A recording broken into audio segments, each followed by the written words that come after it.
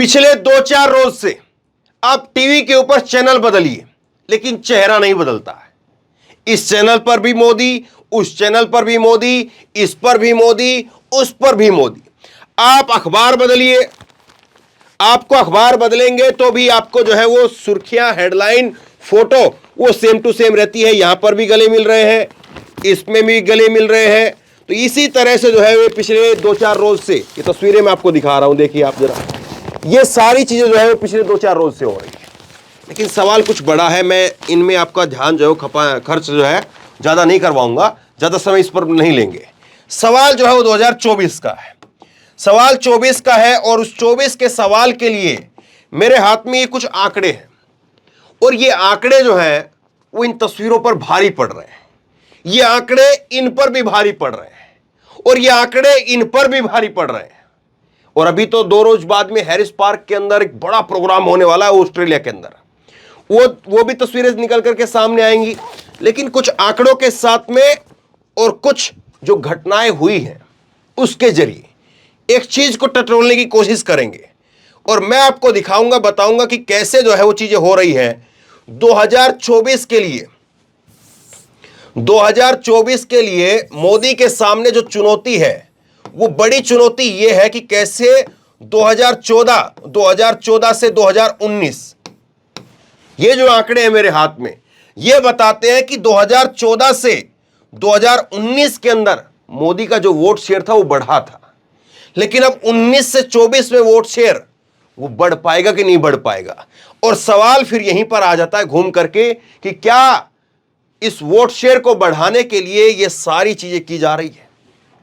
क्या मोदी की जो छवि, मोदी का एक सबसे बड़ा जो ट्रम्प कार्ड था कि उनकी वजह से भारत का डंका बज रहा है, जो उनके अंधभक्त लगातार चलाते हैं, तो सवाल को जो अगर आप टटोलेंगे तो कई सारी चीजें ऐसी हैं जो मोदी के वोट शेयर को डाउन डाउन डाउन और डाउन कर रही है। एक एक करके मैं आपको बताऊंगा कि कैसे कहां से चीजें जो है वो डाउन हो रही है। और जब आप इसको बारीकी से समझेंगे तो आप कहेंगे कि वाकई तस्वीर तो बदल रही है, तस्वीर बदल रही है। और 2024 में सरकार बदलेगी कि नहीं बदलेगी, सवाल वहां पर आकर के खड़ा होगा। तो खैर, आप सबसे पहले जो है ये तस्वीर देखिए। ये तस्वीर जो है वो आपको खूब दिखी होगी, और इस तस्वीर को देख देख करके शायद हो सकता है कि आप बोर हो जाएं।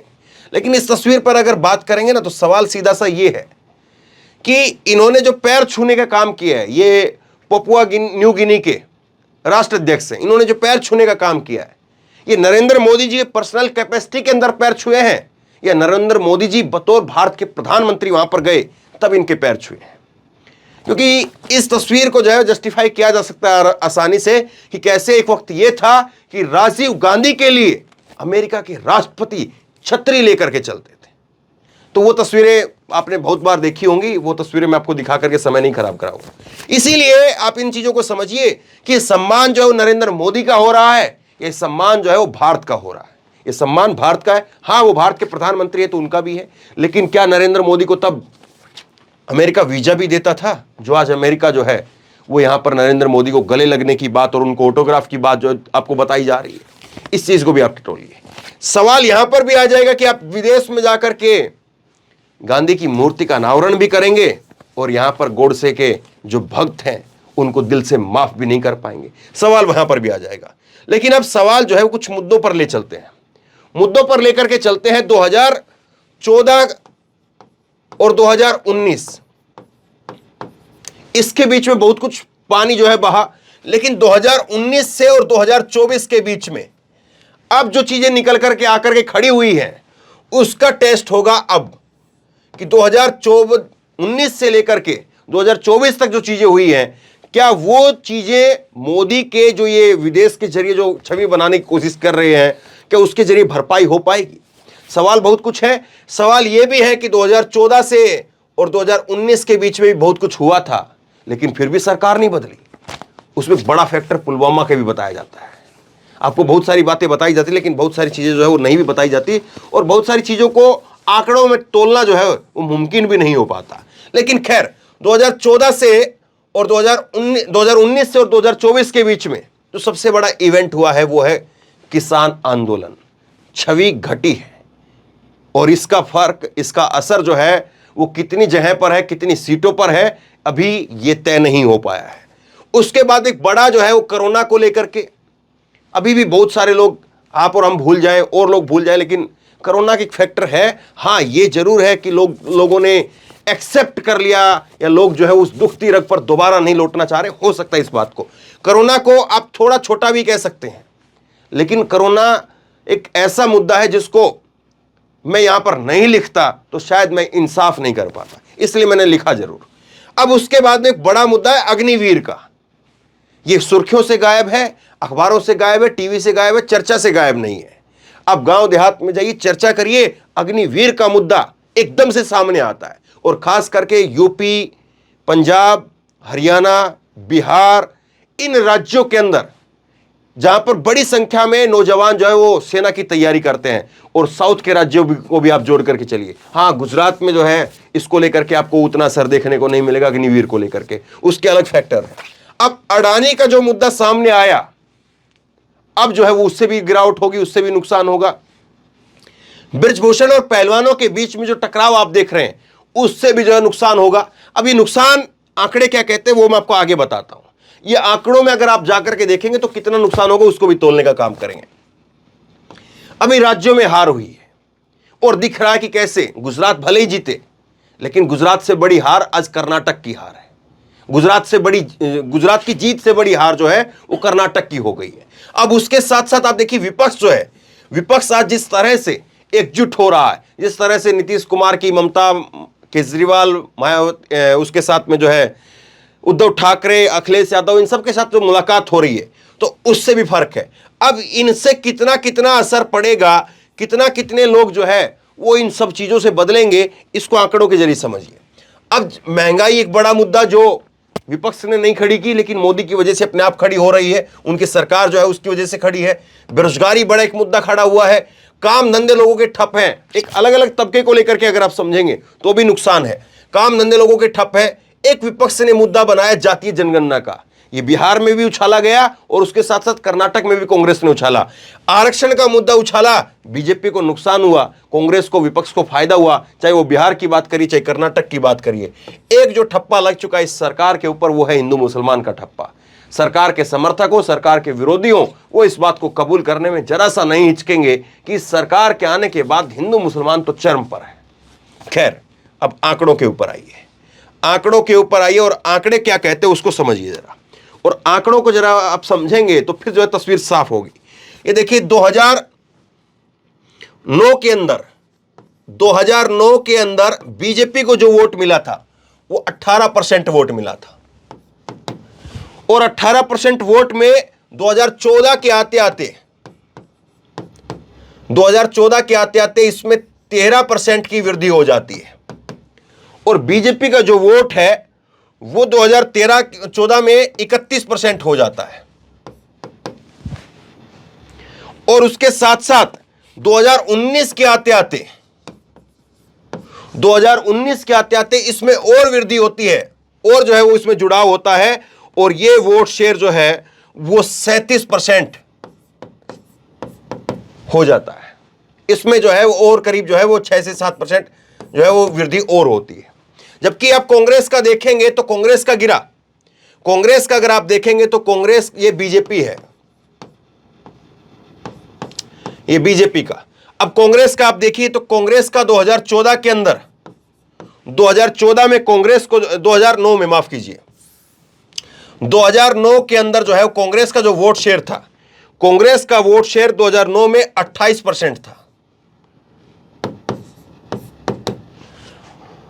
ये कांग्रेस का वोट शेयर गिरा, कितना गिरा वो भी देखिए आप। 2014 के अंदर जो है कांग्रेस को जो वोट मिला वो 19% वोट मिला, और कांग्रेस का वोट जो है वो 8% गिर गया। अब इसके बाद में 2014 के बाद में 2019 में कांग्रेस का जो वोट है वो तकरीबन उतना ही रहा, थोड़ा सा बढ़ा, 19.7%। इसमें जरा सी जो है वो मामूली सी वृद्धि हुई। तो ये जो है वो 2009, 2014, 2019, और इसी तरह से 2009, 2014, 2019, ये यहां पर कांग्रेस है, ये यहां पर बीजेपी है। तो ये जो गिरावट हुई है, इस गिरावट को क्या अब जो है वो भरपाई होगी यहां से? क्योंकि 2014 से 2019 के अंदर बीजेपी में 6% की बढ़ोतरी हुई है, और यहां पर अगर आप देखेंगे 2014 से 2019 के अंदर कांग्रेस में जरा सी वृद्धि हुई है। लेकिन अब तस्वीर बहुत कुछ बदली है। तस्वीर यह बदली है कि बीजेपी के पास में जो सहयोगी थे तो उसमें करीब दर्जन भर के आसपास जो आप मान करके चलिए लोग उनको छोड़ करके चले गए।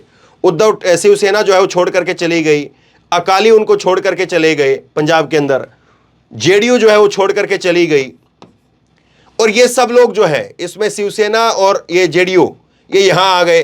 अकाली जो है वो मायावती के साथ में है, लेकिन वक्त के साथ में कौन किधर चला जाएगा वो भी तय मान करके चलिए। और जिस तरह से उनकी राजनीति खत्म करी है तो इनके रास्ते भी अब बीजेपी के लिए तो आप मान करके चलिए कि कट है।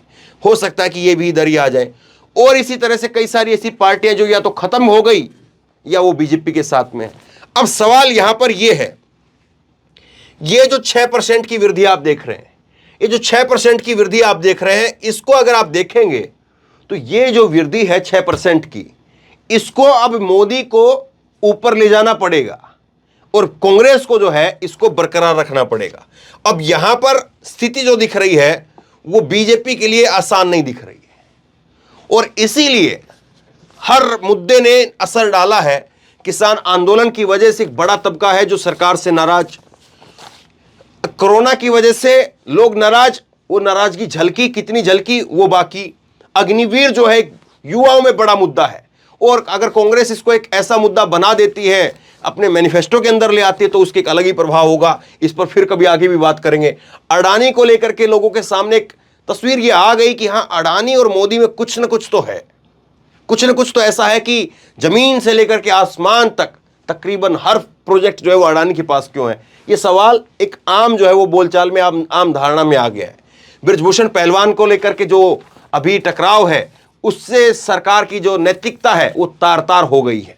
ऐसे विपक्ष की हार और ये सारे मुद्दे। तो सवाल अब यही है कि क्या इन तस्वीरों के जरिए, क्या विदेश में छवि के जरिए मोदी 2024 को बचा पाएंगे, या जिस तरह से आंकड़े बोल रहे हैं, जिस तरह से मुद्दे बोल रहे हैं, इनसे बात बन नहीं पाएगी, क्योंकि ये पहली बार नहीं हुआ है। विदेशों में जो मोदी जो गए हैं, और जो ये हेडलाइन है कि विदेशों में मोदी का डंका बजा, मोदी के लिए ये हुआ वो हुआ, ये नई नहीं है, ये सब पुरानी है, ये सब पुरानी है। क्योंकि कोरोना को अगर आप छोड़ दें तो ऐसा कोई साल नहीं रहा जिस साल के अंदर मोदी की 6 से 7 या दर्जन भर यात्रा ना रही हो। तो खैर, अब मोदी के पास ज्यादा समय भी नहीं बचा। अब यहां संभालेंगे या वहां संभालेंगे, सवाल ये भी है। तो बहरहाल आप बताइए, आपको क्या लग रहा है? तस्वीर जो है मोदी कि अपनी छवि के सहारे, जो उनकी छवि के अंदर जो बार बार डेंट हुआ है, क्या उसकी भरपाई कर पाएंगे, या इतने छेद हो चुके हैं कि अब इन छेदों को जो है वो भर पाना मुमकिन नहीं है?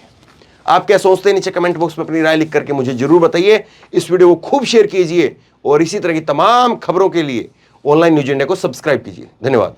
इस खबर को अभी लाइक करें, शेयर करें, अभी चैनल को सब्सक्राइब करें और घंटी जरूर दबाएं।